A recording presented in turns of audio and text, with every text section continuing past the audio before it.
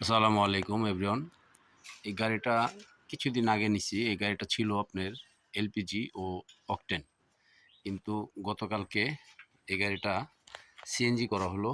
তো এই যে দেখেন সবকিছু মাল নতুন।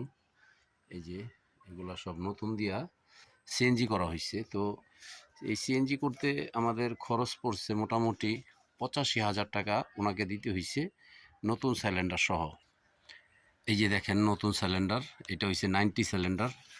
এই সিলিন্ডারটা আমরা ওনাকে বললাম যে ভাই সিলিন্ডারটা কি অরিজিনালি নতুন। উনি আমাদের সাথে চ্যালেঞ্জ করলো যে না, এটা অরিজিনালি নতুন আছে, আপনি চেক করে নিতে পারেন, ডুবাইট সিলিন্ডার। তো আমরা গতকালকে এই সিলিন্ডারটা ওনার কাছ থেকে নিছি। ওনার সাথে একসাথে কন্ট্যাক্ট হয়েছে যে এটা ৮৫,০০০ টাকা দিতে হবে, মানে উনি চাইছে ৯৫,০০০, পরে আমরা ১০,০০০ টাকা ওনাকে কম দিছি।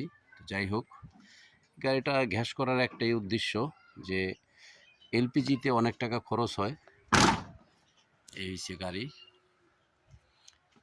তো এই গাড়িটা হচ্ছে ২০০৫-এর মডেল, ১০-এর রেজিস্ট্রেশন করা।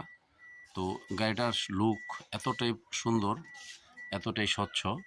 মূলত এই গাড়িটা নেওয়ার উদ্দেশ্য হলো ভাড়ায় চালানোর জন্য। যত দূরের ট্যুর হোক বা বিয়ে শাদি বা দূর দূরান্তের ট্যুর অথবা এয়ারপোর্ট। আমাদের এখানে গ্রাম দেশ, তো এখানে এয়ারপোর্টের টিপটা একটু বেশি হয়। দেখেন আমাদের গাড়ির লুকটা কত সুন্দর, আল্লাহর রহমতে সব কিছুই ফ্রেশ আছে। সব দিক দিয়ে মানে মোটামুটি অনেকটাই ফ্রেশ। এই যে দেখেন ভিতরের সিটগুলা, এটা হচ্ছে ভিতরের সিট, এটা হচ্ছে মাঝখানের সিট, এটা হচ্ছে সামনের। তো এই যে দেখেন নিউ মডেল নিউ শেপ। গাড়ির ডেকোরেশনটা খুব সুন্দর, হাই ডেকোরেশন, কোনো ধরনের কোনো ডিফেক্ট নাই। তো যারা গাড়ি ভাড়া নিতে চান অবশ্যই নিতে পারবেন। আর এই গাড়িগুলা গ্যাস করার একটাই উদ্দেশ্য, সেটা হলো এলপিজিতে অনেক টাকা খরচ পড়ে।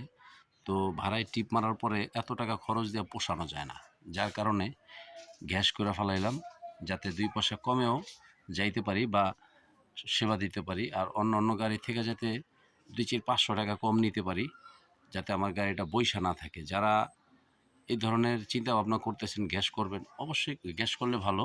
আর গ্যাস করার পর আমার গাড়ির সাউন্ড অন্যরকম হয়েছে, খুব সুন্দর হয়েছে। এইটা হচ্ছে পিছনের লুক, দেখেন পিছনের লুকটা কত সুন্দর। এইটা হচ্ছে গাড়ির বাম সাইড, কোনো ধরনের কোনো সমস্যা নেই, একেবারে ফ্রেশ। তো যাই হোক, এই যে দেখেন কতটা স্বচ্ছ, কতটা ফ্রেশ। যাই হোক, গাড়িটা মাশাআল্লাহ দিলে অনেক সুন্দর। গাড়িটা থাকে ইসাপুরা। যদি কারো দরকার মনে হয় অবশ্যই আমি গাড়ির নাম্বার দিয়ে দিব, আমাদের নাম্বার দিয়ে দিব, যোগাযোগ করতে পারবো। এটা হচ্ছে সামনে ২০০৫-এর মডেল, ১০-এর রেজিস্ট্রেশন। গাড়িটা চলাচল খুবই কম হয়েছে। আর যদি কারো গাড়ি দরকার মনে হয় যে না আমার গাড়ি লাগবে, আমি কোথাও ট্যুরে যাব, অবশ্যই জানাবেন। আর আমাদের গাড়িটা কেমন হলো কমেন্টে জানাবেন। সবাই লাইক শেয়ার কমেন্ট করবেন, যাতে এরকম নিত্য নতুন ভিডিও করে দিতে পারি, মেসেজগুলো দিতে পারি। তো সবাই ভালো থাকবেন। আসসালামু আলাইকুম।